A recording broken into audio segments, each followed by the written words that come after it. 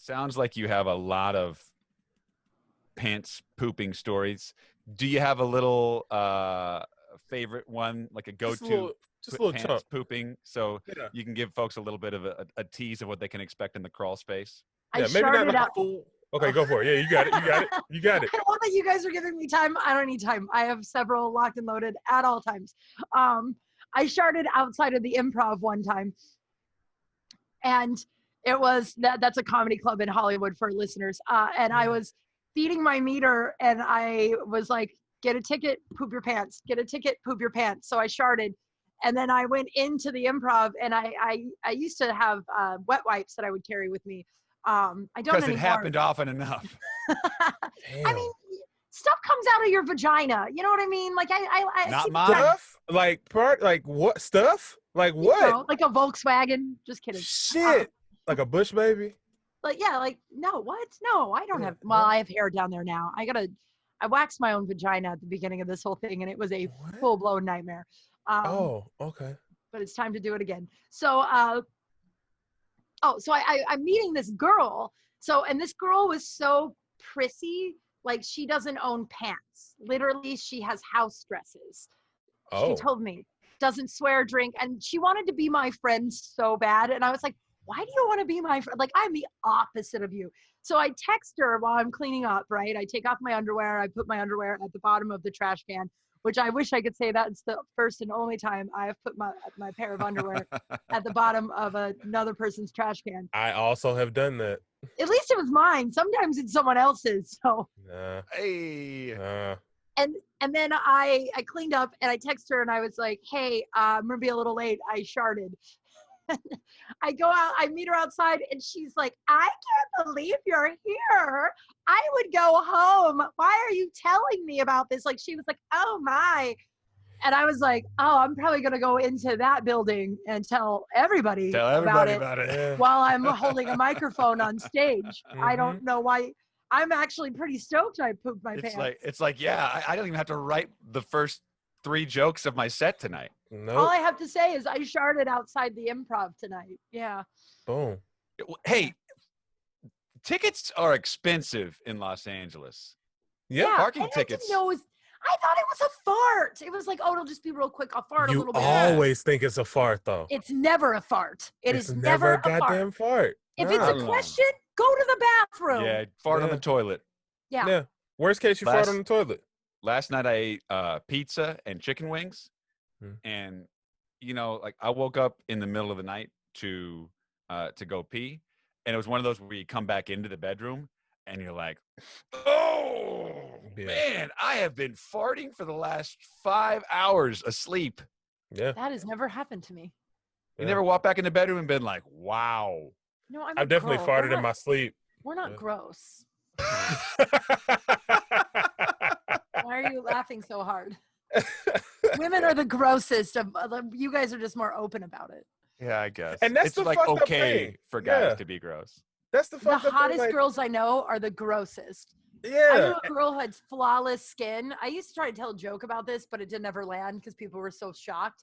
I had a girl, she had the perfect skin. And when I asked her, when she finally told me her secret, she dilutes her own piss and uses it as toner.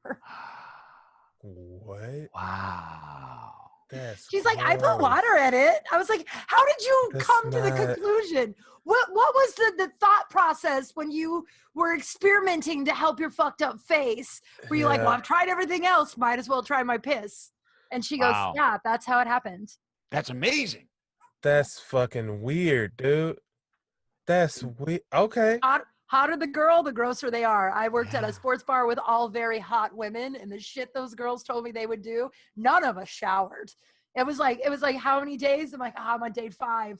And another girl would be like, I'm day 6. I haven't washed my hair in 2 weeks. Like, girls are gross. We're just prettier than you. And we smell better. Obviously. Yeah. No shit. Yeah.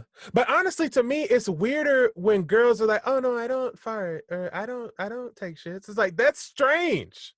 Well, they do. That's but I'm saying, like, why would you want to put it out there like, oh no, I'm not gonna.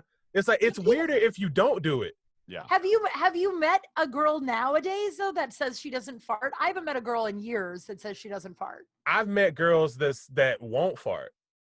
And it's like, don't just rip ass in front of people. But like if you fart, like it's not like a big, if you burp, it's not a big deal. Hey, I gotta take a shit.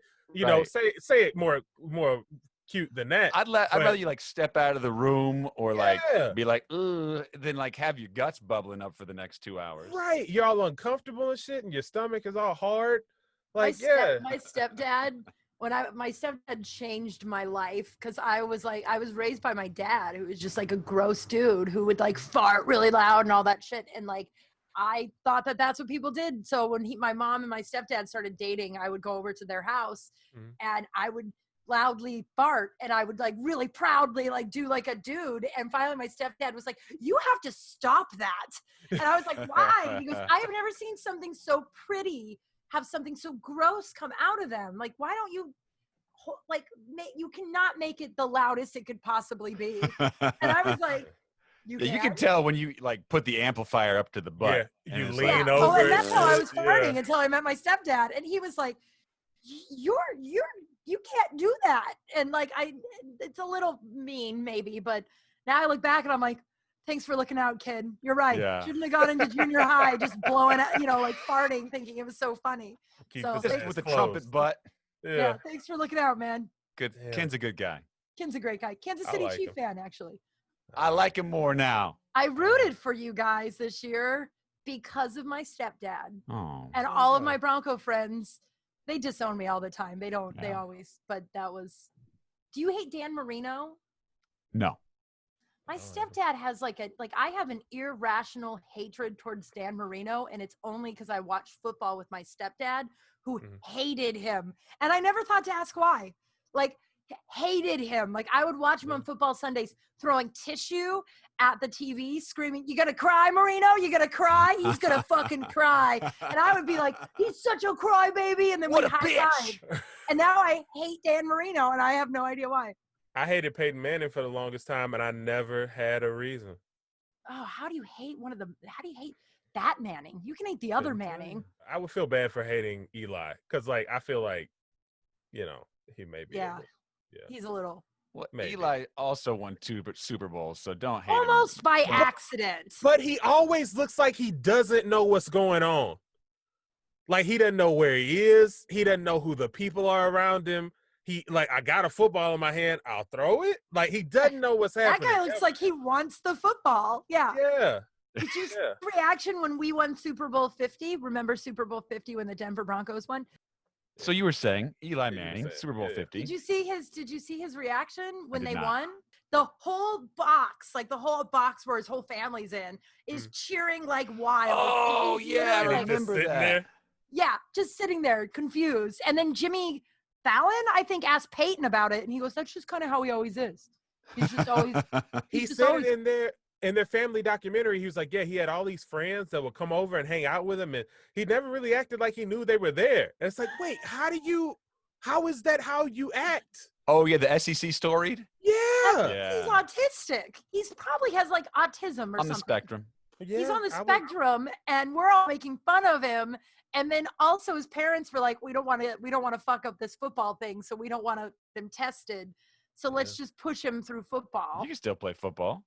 That's why I don't want to hate him. I feel bad.